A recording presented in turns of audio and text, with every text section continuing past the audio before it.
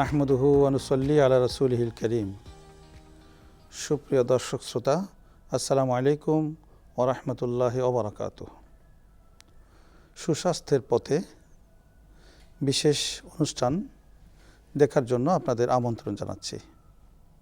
পবিত্র মাহে রমজান আমাদের মাঝে চলমান। মাহে রমজান যখন আসে একটা আনন্দ, একটু সতর্কতা, কিছু ধর্মীয় মাসলা মাসাইলের নিকটে আমরা আবদ্ধ থাকি এবং সাথে চিন্তা করতে হয় আমার অবস্থা কেমন, শারীরিক অবস্থা কী, রোজা রাখার আমার শক্তি সামর্থ্য কেমন আছে। সেসব বিষয়গুলো আজকে আমাদের এটা জানার সুযোগ হয়ে গেছে। সাজিনাস হসপিটাল এর পক্ষ থেকে আজকের এই অনুষ্ঠানে আমরা আপনাদের সমবেত করার কারণে আজকে আমরা আমাদের নবীজি সুস্থতাকে কেমন গুরুত্ব দিতেন এবং কোরআনুল কারীম এবং হাদিসে কত নিয়ামত বলা হয়েছে সুস্থতাকে, সে নিয়ে আলোচনা করব এবং পাশাপাশি কিভাবে ভালো চিকিৎসা পাব, কোন জায়গায় গেলে আমাদের জন্য একটা আশ্রয় হবে আমাদের সুস্থতার জন্য, সে বিষয়ে আমরা আলোকপাত করব। আমার পাশে আছেন আন্তর্জাতিক ইসলামী বিশ্ববিদ্যালয়ের দাওয়া এবং ইসলামিক স্টাডিজ বিভাগের সম্মানিত অধ্যাপক জনাব সাইফুল ইসলাম। আসসালামু আলাইকুম ওয়া রাহমাতুল্লাহি ওয়া বারাকাতুহু। এবং তার পাশে আছেন আমাদের অত্যন্ত শ্রদ্ধেয় বিশিষ্ট ইসলামী চিন্তাবিদ এবং সমাজ চিন্তক, বর্তমান সাজিনাস হসপিটালের সম্মানিত চেয়ারম্যান জনাব শফিকুল ইসলাম। আসসালামু আলাইকুম রহমতুল্লাহ। তো দুজনকেই আজকে স্টুডিওতে স্বাগত জানাচ্ছি। আমরা আলোচনা শুরু করব। প্রথমে আসবো ডক্টর সাইফুল ইসলাম সাহেবের কাছে।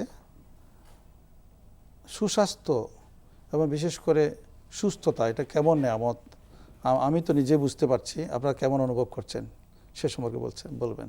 আজকে আমাদের যেই টপিক এটা অত্যন্ত সময় উপযোগী। বিশেষ করে আমরা পবিত্র সিয়াম সাধনার মাসে আগে এই টপিকটা আমাদের সকলের জন্য অনেক উপকারী এবং ইসলামের যে নির্দেশনা আমাদের রয়েছে সেই বিষয়ে আমরা কিছুটা আলোকপাত করব। মহান আল্লাহ রাব্বুল আলামিন পবিত্র কোরআনে বলছেন, ওলা তুলকু বিয়াইদিকুম ইলাত তাহলুকা, যে তোমরা তোমাদের নিজেদেরকে ধ্বংসের দিকে ঠেলে দিও না।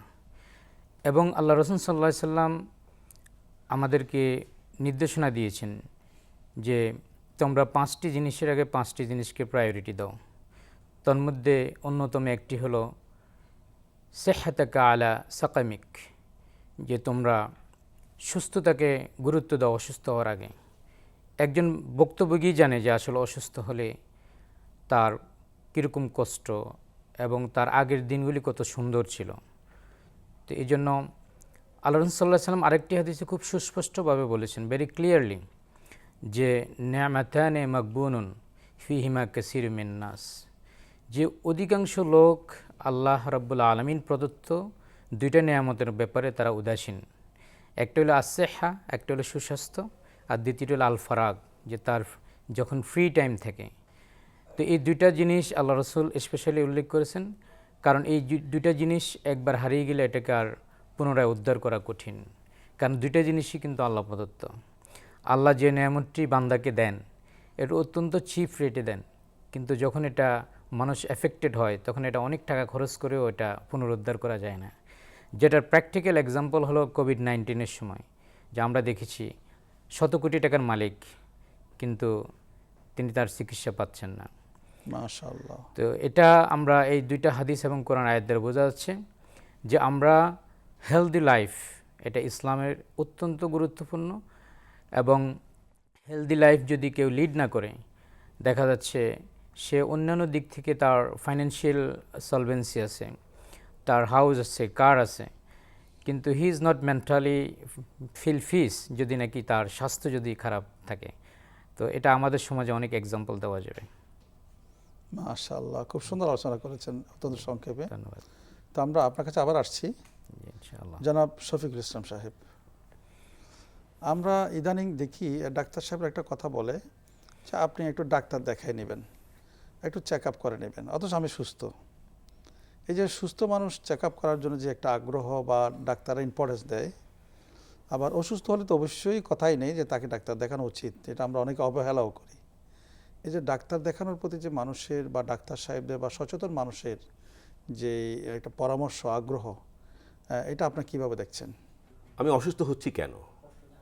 অসুস্থ হচ্ছি আমার লাইফ লিড করছি কিভাবে, আমার জীবনযাপনটা, আমি কি খাচ্ছি, কিভাবে খাচ্ছি, এই খাওয়া আর সময়, এই দুটো জিনিস যদি আমি সচেতন হই তাহলে আমার সুস্থতাই থাকবে, অসুস্থ আমার হওয়ার কোনো কারণ নেই।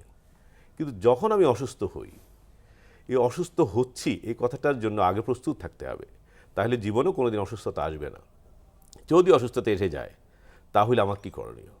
তাহলে আমাদেরকে ডাক্তারের কাছে যেতে হবে, ভালো হসপিটালে যেতে হবে, কোথায় সেটা আছে সেটা খুঁজে বের করতে হবে। কিন্তু আমি যদি আমার খাওয়া কন্ট্রোল করি,